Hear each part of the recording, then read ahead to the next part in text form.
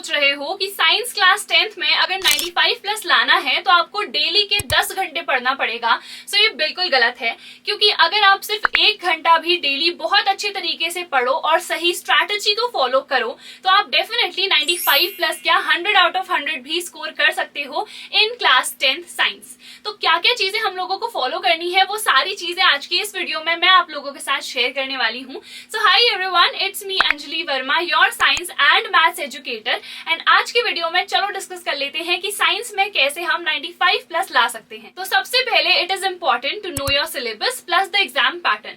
Syllabus के लिए तो आपकी जो लेटेस्ट एनसीईआरटी है उसमें सारे चैप्टर्स मेंशन ही हैं। केमिस्ट्री में आपके आ रहे हैं 4 चैप्टर्स, फिजिक्स में आ रहे हैं 4 चैप्टर्स और बायोलॉजी में आ रहे हैं आपके टोटल 5 चैप्टर्स। टोटल आपका 100 मार्क्स का साइंस का पेपर रहता है जिसमें थ्योरी 80 मार्क्स की ही होती है एंड 20 मार्क्स आपके इंटरनली स्कूल से जाते हैं। So it is also important कि अगर आपको 95 प्लस लाना है ना तो ये 20 आउट ऑफ 20 जाएं, ठीक है। ऐसा ना हो कि 15 मार्क्स यहाँ चले गए हैं और इधर फुल आ गए हैं तो सिर्फ 95 ही आएंगे, है ना। और इधर फुल लाना भी थोड़ा सा डिफिकल्ट हो जाता है तो इधर फुल नहीं आए और कम मार्क्स आ गए तो अल्टीमेटली आपके मार्क्स कम हो जाएंगे। तो यहाँ पे तो बहुत ज्यादा जरूरी है कि ये जो 20 मार्क्स स्कूल के हाथ में है ये तो फुल ही जाएं। कैसे जाएंगे ये भी बताऊंगी, ठीक है।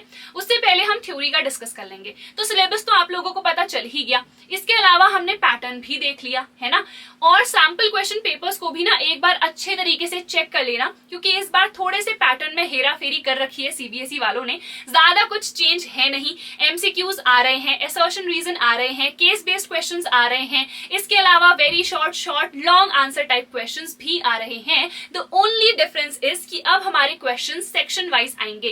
केमिस्ट्री का अलग है, फिजिक्स का अलग है और बायो का अलग है, बस इतना ही डिफरेंस है, ठीक है।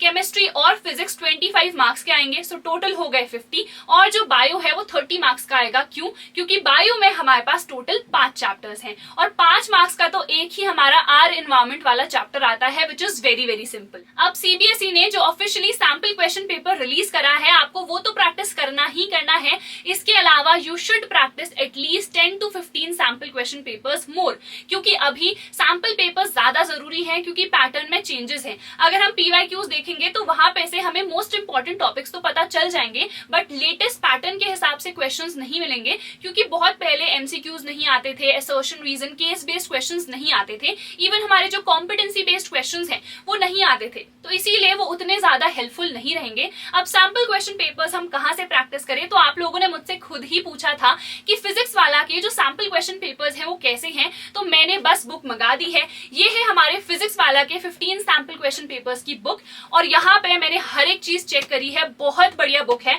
एक बार मैं डिटेल में इसको खोल के हर एक चीज आप लोगों को एक्सप्लेन कर देती हूँ। सो ये रही हमारे पास 15 सैंपल क्वेश्चन पेपर्स की बुक फ्रॉम फिजिक्स वाला। यहाँ पे सबसे पहले आपको चैप्टर वाइज वेटेज गिवन है, देन आप लोग यहाँ पे कंटेंट देख सकते हो इस पूरी ही बुक का। चीट शीट्स आपको प्रॉपरली गिवन है हर एक चैप्टर की। इसके अलावा 111 most probable questions from all the chapters आपको यहाँ पर मिल जाएंगे। देन टोटल यहाँ पे 12 सैंपल क्वेश्चन पेपर्स गिवन हैं जो कि अनसॉल्व्ड हैं बट इनका प्रॉपर सोल्यूशन भी ना आपको इसके पीछे ही मिल जाएगा, तो पहले खुद से सॉल्व करो उसके बाद यहाँ पे सोल्यूशन देखो। Key takeaways and marking scheme भी यहाँ पे प्रॉपरली मेंशन कर रखी है। इसके अलावा एक sample question paper and CBSE के past year papers with the solutions भी यहाँ पे प्रॉपरली मेंशन्ड है। सो इस बुक की जो लिंक है मैं आप लोगों को डिस्क्रिप्शन में प्रोवाइड कर दूंगी, सो डेफिनेटली जाके चेकआउट कर लेना। बाकी सब्जेक्ट्स के लिए भी ये सैंपल क्वेश्चन पेपर्स अवेलेबल हैं।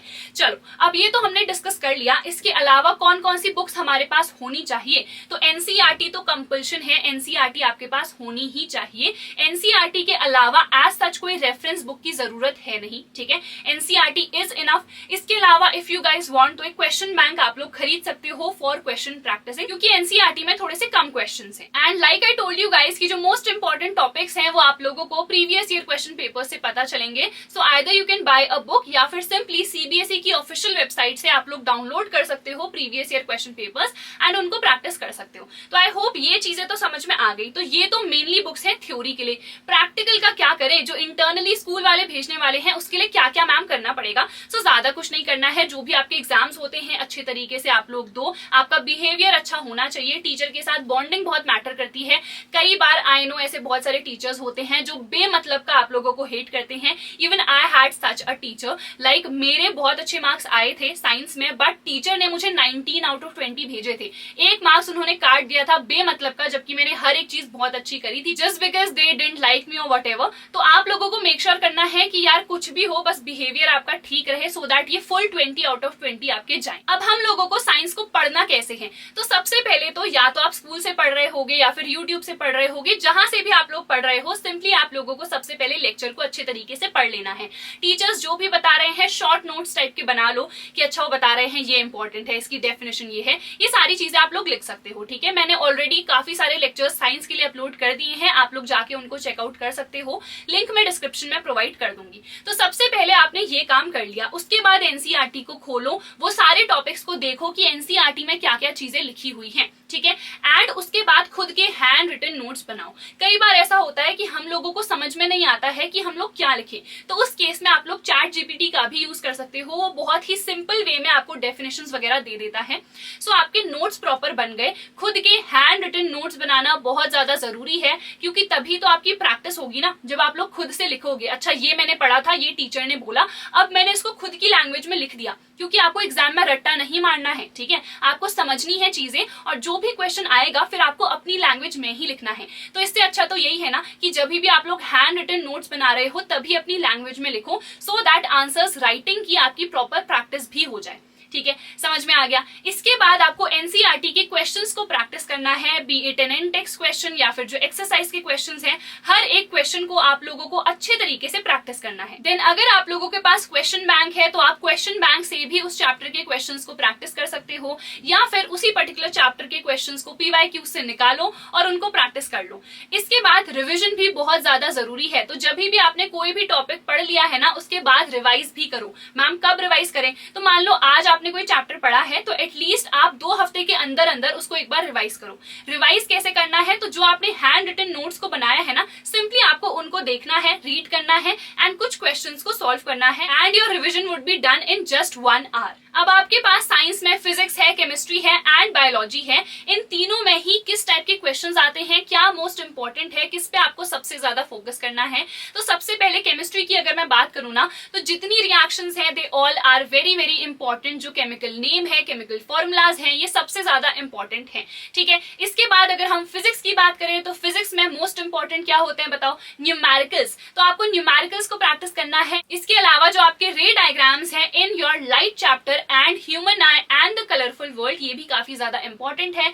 बायो की बात करें तो बायो में क्या मोस्ट इंपॉर्टेंट होता है बताओ, डायग्राम्स। तो डायग्राम की लेबलिंग, डायग्राम्स को बनाना आपको आना चाहिए। डायग्राम बनाने अगर नहीं आ रहे हैं ना प्रॉपर, तो जैसे भी आ रहे हैं बनाओ, बट जो लेबलिंग है ना वो प्रॉपरली आप लोग याद रखना। ठीक है, इसके अलावा मोस्ट इंपॉर्टेंट बायो में थ्योरी है, theory is very very important. And one more thing, बहुत सारे बच्चे कहते हैं कि हम लोग पढ़ तो लेते हैं बट जब भी क्वेश्चन करने की बारी आती है तो हम ब्लैंक हो जाते हैं, हमें समझ में ही नहीं आता है कि लिखना क्या है।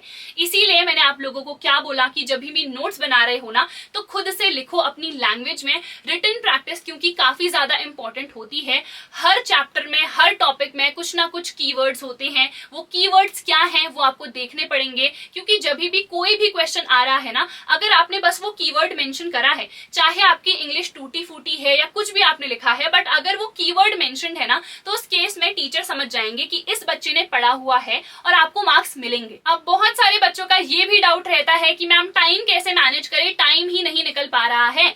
तो मैंने आप लोगों से पहले ही कह दिया, डेली का आप लोग सिर्फ 1 घंटा निकालो, जहां पे आप लोग या तो क्वेश्चंस प्रैक्टिस कर रहे हो या रिविजन कर रहे हो या फिर चैप्टर को पढ़ रहे हो, एंड दैट इज इनफ। आप लोग बहुत अच्छा स्कोर कर सकते हो सिर्फ 1 घंटे से भी। मैं ज्यादा टाइम इसीलिए नहीं कह रही हूँ क्योंकि आई नो कि आपका होमवर्क भी होता है, कोई बच्चे ट्यूशन भी जाते हैं एंड बाकी भी बहुत सारी चीजें हो जाती हैं, बाकी सब्जेक्ट पे भी तो फोकस करना है ना। तो डेली आप लोग 1 घंटा निकाल सकते हो, या फिर अगर आप लोगों को ऐसा लगता है कि आप लोगों का लगातार मन करता है कि मैं पहले एक ही सब्जेक्ट पढ़ूं, उसको कंप्लीट करूं, फिर मैं दूसरे सब्जेक्ट में मूव ऑन करूं, तो आप लोग ऐसा भी कर सकते हो। That is completely your own strategy. इसके अलावा एग्जाम में हम लोग कैसे टाइम को मैनेज करें, so it is very very simple, very easy. आप लोगों को सिंपली क्या करना है, 15 मिनट का आप लोगों को रीडिंग टाइम मिलता है, ठीक है। आप लोग सबसे पहले जितने भी एमसीक्यूज है ना उनको सॉल्व कर लो। एमसीक्यूज सॉल्व हो गए तो जैसे ही पेपर आया तो आपको पता है कि भैया एमसीक्यूज तो धड़ धड़ मैंने कर दिए हैं, तो सिर्फ आपको 5 मिनट लगेंगे उन एमसीक्यूज को सॉल्व करने के लिए। बाकी टाइम आपके पास बच जाएगा, तो जितने भी मोस्ट इंपॉर्टेंट क्वेश्चंस हैं उनको आप लोग कर लेना, ठीक है। हर एक क्वेश्चन करना है, ठीक है, सिर्फ मोस्ट इंपॉर्टेंट वाले नहीं, हर एक क्वेश्चन करना है, कोई भी क्वेश्चन स्किप नहीं करना है। अगर कोई भी क्वेश्चन नहीं आता है, स्टिल जो भी चीज आती है उससे रिलेटेड या कुछ भी आता है लिख दो, बट लिखना जरूर, एक भी क्वेश्चन को आपको छोड़ना नहीं है। अगर कोई न्यूमेरिकल है तो उससे रिलेटेड कोई फॉर्मूला आ रहा है या सिर्फ आपको फॉर्मूला आता है तो वो चीजें भी मेंशन करो, ठीक है। इसके अलावा 15 मिनट पहले आप लोगों का पेपर हो जाना चाहिए, सो दैट 15 मिनट आप लोग रिवाइज करो कि आपने क्या क्या करा है।